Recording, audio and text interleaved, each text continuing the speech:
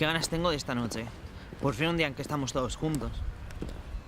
Hace tanto que no veo a Laura. ¿Tú qué tal, Laura, el curro? ¿Cómo lo llevas? Pues nada, dejé el que tenía porque fatal, pero ahora estoy súper bien, me tratan súper bien y mucho más a gusto, la verdad. Hostia, tía, no sabía que tenías Vaya curros. pintas. Ya, es que como ¿Cómo se le ocurre hace salir mucho que así no a la calle? quedamos, pues no se había dicho nada.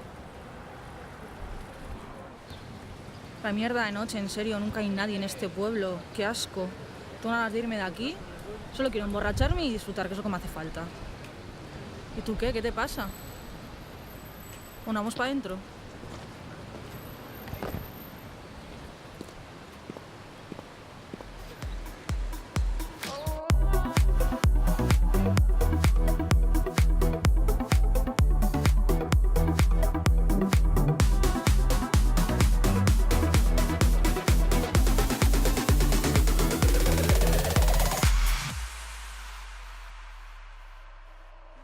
Hola guapa, ¿te invito a algo?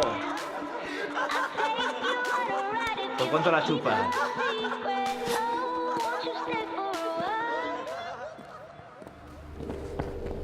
Luego te quejarás cuando te pase algo. ¿Cómo sales así a la calle? Madre mía. ¿Qué vas provocando? Corre, corre. Por mucho que corras te voy a alcanzar. Te llevo a casa, guapa. ¿Por cuánto la ¿Te chupas? enfadarás cuando te pase algo?